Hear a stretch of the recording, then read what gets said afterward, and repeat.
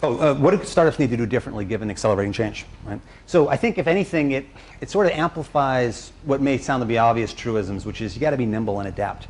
If you think you know the market and if things are going to change so fundamentally, you need to take that into account. And so nimbleness is the first one. The second is think about when you're going to ship your product.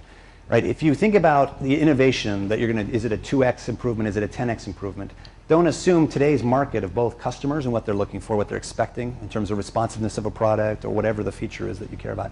Think about the time when you're going to ship. If you have a 4-year development cycle, let's say if it's a physical product, that's going to be a very different world you're entering than if you enter today. So people, I think, often make the mistake of thinking about today's customers when they introduce a future product. And especially since any startup, you're going to ramp from a small base. You need something that, in a sense, you need more headroom than ever before in terms of the advantage you provide over current solutions. I think you need to hire people that take that into account, people who have respect for other disciplines and aren't resting on their laurels. I think this has always been true in entrepreneurship, but it's underscored when you have accelerated technology change, which is if you think you have all the answers, like I'm a semiconductor guy and we're building semiconductors, right? So everything I've learned from the semiconductor industry should apply and nothing new should apply, right? Then I think you're going to be in a tough spot versus, I really respect the opinions of a diverse group of people, not just within the sciences, but also within the functional areas.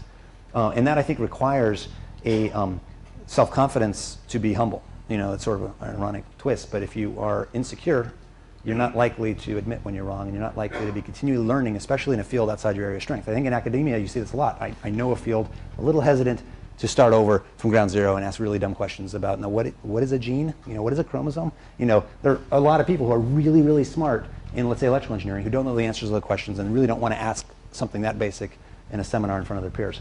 And so, in a startup company, you rarely are bridging something that broad in the abstract, but if you are doing something that's interdisciplinary, I think that's going to capture this dynamic of change. And so being open to learning, I think, involves being willing to ask dumb questions.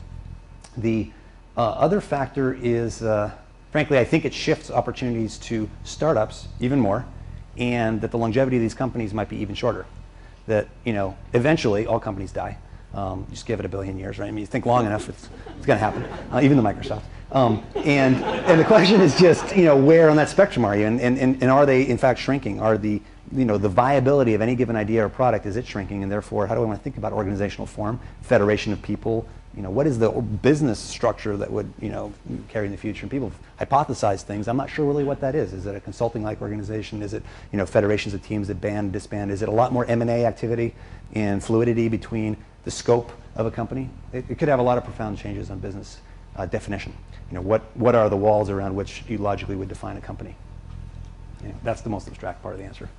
I think most of all, it's just being open to it and just assuming things will change, and they're looking for opportunity.